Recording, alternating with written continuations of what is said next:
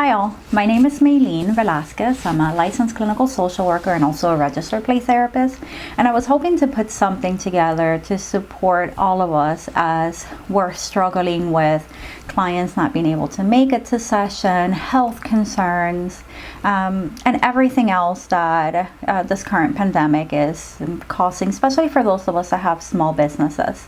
And I'm hoping to give you some tools and strategies that you can use as you're thinking of switching your child therapy in-person practice into online during this time. So I've actually had a full online practice for a little bit over a year right now, and I'm hoping to share with you some of the techniques that I'm using, and hopefully you'll find some of those useful. The first thing to think about is what is the platform that you're going to use. I personally use Doxy.me. I find it useful. It works fine for me. It doesn't require any downloading, and it's free to use. All that families really need to have in order for it to work is a really reliable internet connection and also some privacy. My clients meet with me from their homes, sometimes from an office at work, sometimes in their car, so it all just sort of depends, depending on where they are and their availability. So Doxy.me is great. The other thing that you're going to need is that you're going to need a telehealth concern. I have one that I'll be happy to share with any of you. If you just let me know, leave a comment, I'll post it, and then you can use it. So those are some things that you can use as you figure out the logistics. Something else to think about is that it's going to be really useful for your clients and for yourself to have headphones during sessions. Headphones are going to allow you to really be able to hear your client, because sometimes, depending if they're meeting with you on a phone or a computer, the sound might not be really strong, so you'll miss some of the words and they might miss some of what you're saying. It also prevents echoes, which can be really, really frustrating in online practice. Another thing to think about is your lighting. Your overhead lamp is going to be enough, but you got to make sure that it's on. When I first started, one of the challenges that I experienced is that I would start a session at 3, and then by 3:30 I would have like the light like shining on my face with like shadows all over, and it was really bizarre and kind and disruptive. It was funny. So just something to think about. Aside from that, let's think about what are some things that you can kind of organize in order to make online sessions with children work. So what I personally do is that I tell families to have some supplies ready ahead of time. So I talk to them about the process, about how we're going to be doing some experiential tasks, and how those tasks require that they have items that I will have in my office. So these are things that families may have already in their home. So you want to look at art supplies like crayons and color pencils and markers. You also want paper, scissors, glue.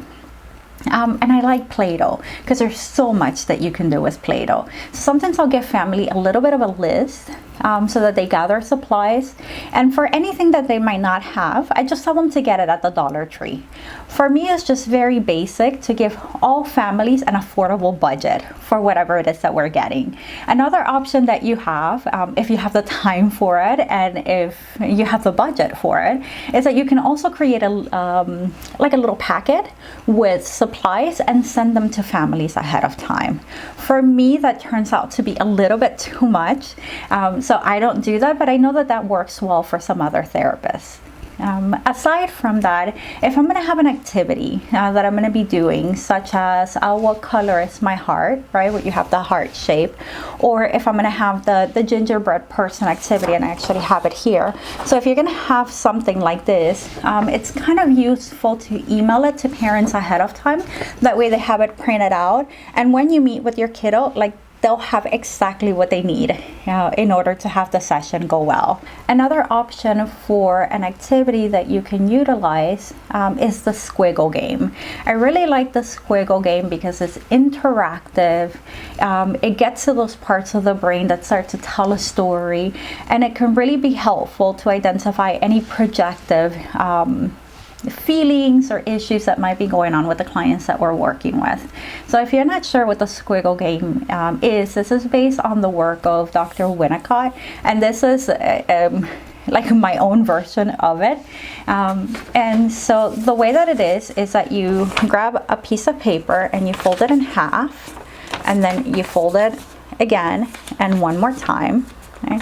And what you're going to instruct your client to do, and what you're going to do at the same time, is that you're going to draw different squiggles on each of the boxes. So I have here one when I did my squiggle. Oh, you can barely see it. And as you can see, some of the squiggles are a little bit more complex and some of the other ones are very simple. And so you just tell your client, you know, just do a squiggle, whatever comes out is fine.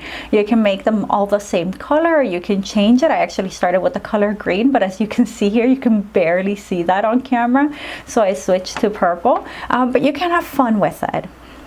What you do after you create the squiggle is that you have the client cut it and arrange it, and then you tell a story.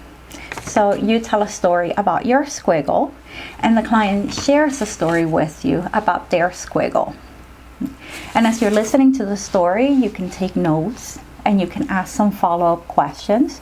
Usually I find that with storytelling, whatever it is that we're experiencing is going to come out through the creative.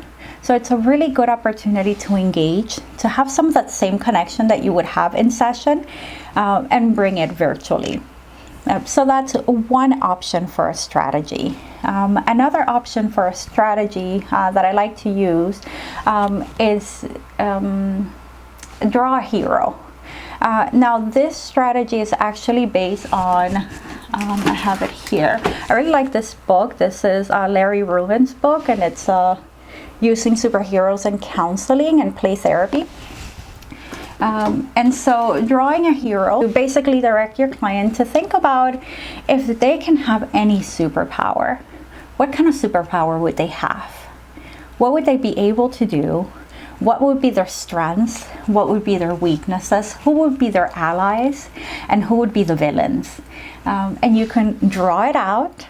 Right? You would draw your superhero, your client draws their hero, and then you can ask some follow-up questions. Right? If you want to bring it a little bit more technological, there's actually a website. It's called Hero Machine. And so in Hero Machine, you and your client can log in and you can create a hero online, which is pretty cool.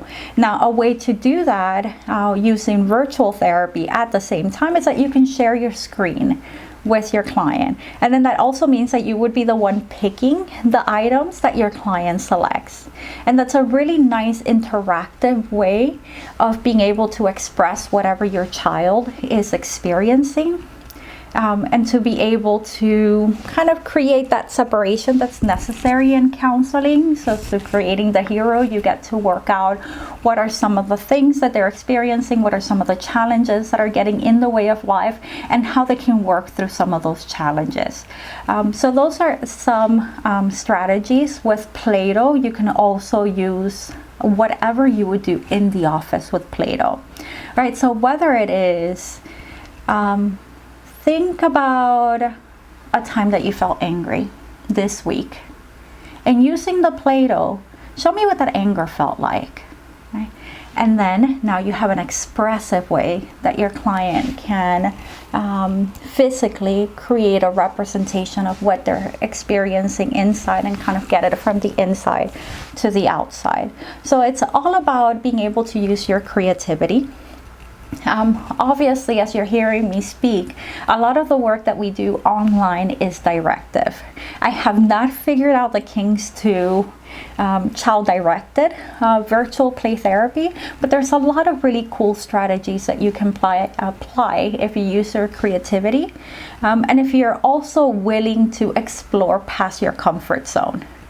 it's important to provide an array of options and to have things ready ahead of time. So even to prepare a little bit more than you would in the office until you get the hang of it. So whatever are your favorite strategies, think about how you would be able to implement some of those strategies online with your client, whether it is by them having a list of supplies, by you sending them some supplies for them to use in counseling, right? Or also by screen sharing and you having something that they can see. If you're working with, let's say, tweens or teenagers, you can share your screen and you can find, you know, what are their favorite music videos that they enjoy? What are their favorite shows that they like? And you can do a little bit of research together, watch a little clip of whatever it is that they're interested in, and that's how you get into their world, right? So there's a lot of ways that you can navigate the strengthening and the closeness in the relationship